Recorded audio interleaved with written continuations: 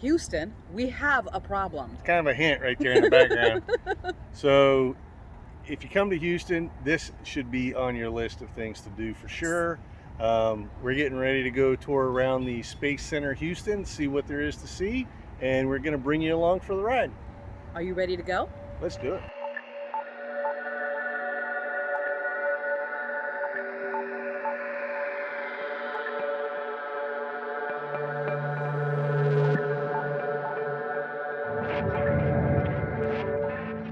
If this is your first time to our channel, don't forget to hit the subscribe button. It really helps us out a lot. Leave us a comment and hit that like and ring the notification bell. That way you get notified every time we upload new content. Okay, wait a minute. Oh.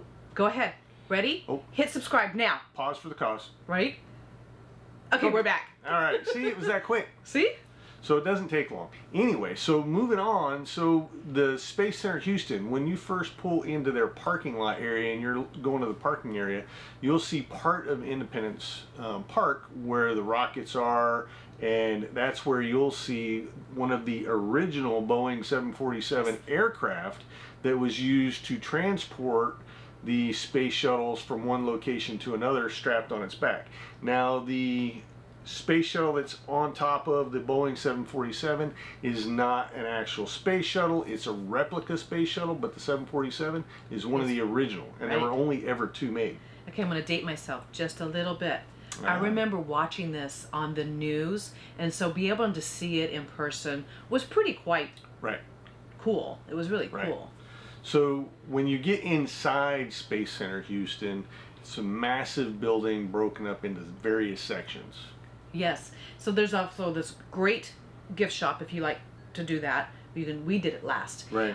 There's a guest information where you sign up for your tours, and we'll go over those later. There's a place where they do demonstrations. There's the International Space Center station, I should say. They have it like cut open to where you could see what it looks like on the inside, and they have a place for Mars. Right. Now, Mars was pretty cool. Mars has kind of like a red hue. I think lighting and stuff and various tones that they use in the area.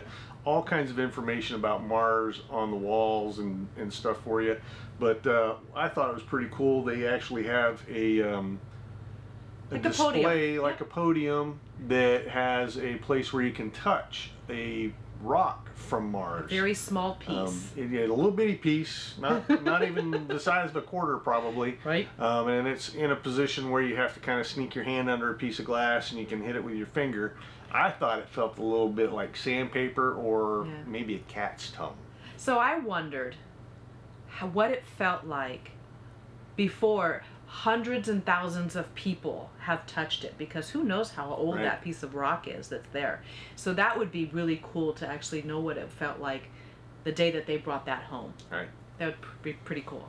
So we explored most of the inside while we were waiting for our tour to start, and then we went to a demonstration, and the demonstration was about propulsion. Yeah. She was awesome. Yeah, she's very energetic, enthusiastic, and I'm not even going to try and explain everything. We recorded all of the presentation, which is about 7 minutes long, but I cut up a few pieces that were kind of like my favorites and the highlights of it. So we're going to go ahead and play those now for you. She makes things go pop and boom. And boom. Because the show is starting in T-minus 5, 4, 3, 2, 1. I love that sound. So we all understand, when I popped that balloon earlier, that was kind of an explosion, but it's not nearly enough power to like launch a rocket, or even a paper airplane for that matter. To do that, we're gonna need to use what scientists call combustion. Combustion is basically burning something to release energy. Fuel, oxygen, boom! Isopropyl alcohol, which is very similar to rubbing alcohol. And as the label suggests, it's very flammable. Now I'm gonna get some of this flammable fuel in this jug right over here. Give me one moment, ladies and gentlemen. Let's get a little bit more in there. Perfect. All right. We're gonna have to simply shake up the jug. Now, shaking up the jug is doing two things. First, just mixing up all the fuel and oxygen within the jug to make sure it's able to combust. And it's giving me a much needed upper body workout, so maybe one day I can do more than 2 push-ups. All right, watch very closely. Heat, fuel, oxygen. Seeing as how I started the show by popping a balloon, it only seems fitting that I end that way. This balloon, however, is not full of air. This balloon is full of hydrogen gas, which is a very flammable gaseous substance that mixes so quickly with oxygen. So, without further ado, I hope you guys have had a lot of fun here today with me and have learned a little bit more about why things go. So we got to take our tram tour. Now they have 3 different tram tours. We just chose the one that took us over to the Mission Control Center. This was really cool. It was a 5-minute tram ride out to the place, so It was really neat. You saw deer along the way. They have some longhorn cattle there that was really cool, and they talked and tell you about the campus and all of that kind of stuff. So now you get to the control center and you get to go inside and you have to climb, what was it, 84 steps? Something like that, yeah. It's on the 3rd floor. Yeah, it's on the 3rd floor. And so of course you're handicapped, they do have an elevator. Right. So we go upstairs and we all take a seat in the waiting area type of thing for the mission control, and it's got this full glass and you get to see what it really looked like. They renovated it to being exactly how it was. I mean, all the way down to ashtrays with cigarettes in it and cups laying around, and you name it, and it was in there. It was really amazing to see that history. Yeah, it was pretty neat. The area had gone into somewhat disrepair, and it's recently, in the last probably 5 years, been renovated to be as replica as possible. And once they get you seated, they ask you not to record any of their actual production because they want it to stay special for guests and visitors. Right. And that they will leave some things on for photo and video at the end of their production. So once you're seated in your seat, everything comes on. All the terminals light up down in mission control area where people would be sitting at what we would think of computer screens, but there were no real computers back then. So you had basically just monitors with information, and on the wall in front of you are these big monitors, and they're playing the actual recordings, audio recordings of the lunar landing, July 20th, 1969. Oh yeah, I was only a month old when this happened, and he wasn't even born yet. So she's a cradle robber. Hey now. But it was really cool to hear the interactions between mission control and the astronauts in the space rocket, I guess, right? Apollo. Yeah. In the Apollo rocket. You want to say space shuttle because that's what I grew up with, but it was an Apollo rocket. So you get to hear all those recordings, and you get to see some of the original video from when Neil Armstrong first stepped on the moon and made that one small step for man and a giant leap for mankind. You get to hear it all, you get to see it all. It was really cool. Right. And then when that is all over, they leave all the screens and monitors on, and then they allow everybody to take pictures and do some video and stuff like that of everything as it is. For me, perfect. I mean, it was amazing. This was, really going back into history, and truly enjoyed it. Yes, just sitting in a place that has that much history and that much for the United States was, it's just kind of Heartwarming. Right. And we're in seats that are considered the VIP seats, is where they put you. Now, if you ever watch the movie Apollo 13, you'll see those seats in the movie behind all the mission control people, and those seats are original. And the reason those seats were there is since we were sending people out into space and to the moon, they needed a place where the spouses of the astronauts could come 24 hours a day and be able to communicate or something with their spouse out in space. Know what's going on and keep up to date and stuff. Yes, so it was really, really cool. So this presentation was probably maybe a half an hour long or so. It was just really neat to see all of that kind of stuff and how technology has come since then, you know. Wow. Yeah. You know, because they were using these little paper guys to tell them the placement of the astronauts, and so I thought that was really cool, where today you would not see a little paper doll laying on a piece of paper of where these guys are, you know, so that was really cool. So after the demonstration and after everybody's taken their pictures and stuff, you get back onto the tram. Torrential downpour. We were quite wet when, I mean, they do have a canopy over the top of the tram. But it's like being in a golf cart. But it was in the golf cart, and we were soaking wet by the time we got back to the building, but we had a great time anyway. Hey, we caught you. We know you didn't hit like yet, so now's a good time to go ahead and hit that like button. Right. Did you hit that subscribe? We will wait for you. Go ahead.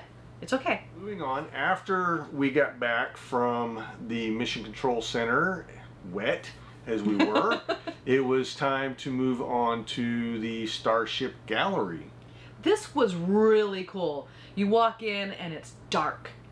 Yeah, I mean, it was really cool. They have actual spaceships suspended from the ceiling, and rockets, and just all kinds of really neat stuff in there. Even a spaceman floating in space, you know. One of my favorite sections, really, especially for photography for this, because it just seemed like the way it was lit that it was actually in space. Yeah. And then on the other side of the wall is where they have a lot of different national treasures. You know, memorabilia from the era of the lunar landing and rocket training and stuff like that. There's even Gene Sarance, I believe I'm saying his name right, who was the mission controller for several missions, always wore the vest. Yep. He's in Apollo 13 also. But one of his vests is on display there, and his wife has actually made the vest. Yep. So that's pretty cool. Yeah. So after walking down the lane and reading about all of the stuff that's in the cabinets and stuff, you come to the astronauts. Right. They have this great display of the two astronauts, the lunar rover that they used for it was their trainer. Their trainer here on Earth. And it, you know, it's just a really great way that they did that. You know, it takes excellent pictures. We really enjoyed taking pictures and videos of these, and it really just made you feel like you were there. Right. It was really neat. It's a great display. They did an awesome job on it. And then once you get past that, you enter the Lunar Vault. Yes. Is that what it was? Lunar Vault? I believe that's what it was called, the Lunar Vault. And that is, in essence, a huge vault. And that's where you go inside there, and they have pieces of actual moon rocks on display that were collected during the missions to the moon. It was really cool reading some of the information about those rocks and the way they treated them when they brought them back. I mean, they brought them back in containers where they were never exposed to oxygen or Earth's atmosphere, and the various testing that they did just to try and gain information. Yeah, and so it was just, you know, just neat to really read that. And in the middle of the room, they have another one of those pedestal type of things where they have a small piece of a moon rock in there that you're able to touch that also. Of course, it's now very smooth. Right, it's almost like glass. And again, like the Mars one, what did it feel like when 50 years ago, 52 years ago, when they brought it back from the moon? That would be really cool to know that. Because seeing the actual samples of the rock, it looks very porous and stuff. So I'm guessing a lot of people have rubbed that stone for luck. So after you're done in the Lunar Vault, what we did is went out to Independence Plaza, where the space shuttle carrier aircraft is, the Boeing 747. There you go, the airplane. There were two of them made, and then the replica of the Independence shuttle is sitting there. There's a huge stairwell. You make your way up to the aircraft and then the space shuttle. It was pretty cool. Yeah, they actually have some of the original seats that were in that airplane at the time. So they left, I think it was like 4 or 6 something like that, seats yeah. like that you can still see that are still there. And then you walk around a little bit more. There's a lot of things that you can read. There's things, they tell you how they reinforce the airplane in order to hold the shuttle on top so it didn't collapse. And what I thought was really cool were the news clips of when it happened. Yes, we were kids when they flew this, and so it was just nice to have that refresh of your memory. Right, is one of the videos that I really enjoyed watching showed how they used a model, you know, to scale. I think it was 1 to 40 or whatever the scale was, of a model of the 747 and the space shuttle. They actually used a model that worked, a functioning flying model, to show that yes, we can actually do this. There is a way to make it happen. And then there was also a video that showed that early on they wanted to prove that they could actually have the space shuttle on the 747, and if they needed to, they could detach the space shuttle and it would, in essence, glide down to a landing. That was pretty cool. Yeah, it was really cool. So after you're done walking around and learning all about that stuff, you can go up more stairs. Plenty of stairs. To the actual space shuttle. Right. And that was really neat to see that. Now keep in mind, it's just a replica. It's not the real thing. But I'm sure that they made it look exactly like the real one. So that was really neat. And I think my favorite part really was the command capsule area, you know, the flight area. So you got 2 seats there where the pilot and the co-pilot, I'm sure, would be sitting, and it's just like there are so many lights and so many buttons. It's unbelievable. I actually took my camera and rotated it all the way around as far as I could, so where you could see not only do they have all the buttons and switches and stuff in front of them, but they've got them to either side. They've got them overhead. It's amazing. Which button do I push now? Right? And could you imagine having to know what each of those buttons or switches is actually for? In an emergency, even if that ever happened. So understandable how they spend so much time in training. Right. So if you're interested in more tours, make sure when you first get there you go to guest services and sign up for the tours. So you're going to need to space them out, because we had signed up for an 11 o'clock tour, but it didn't go until like 11:15. Yeah. You know, so make sure you're giving yourself some time in between. That way you'll be able to make the tour. You won't get to go if you're not registered. They actually give you a card, how many people are in your group, and what tour. Yep, because there's, you know, seating on the trams, so they have to make sure that they have enough seating for the trams. The other thing too is if you're coming during Christmas time, they do holiday lights, if that is something that you're interested in.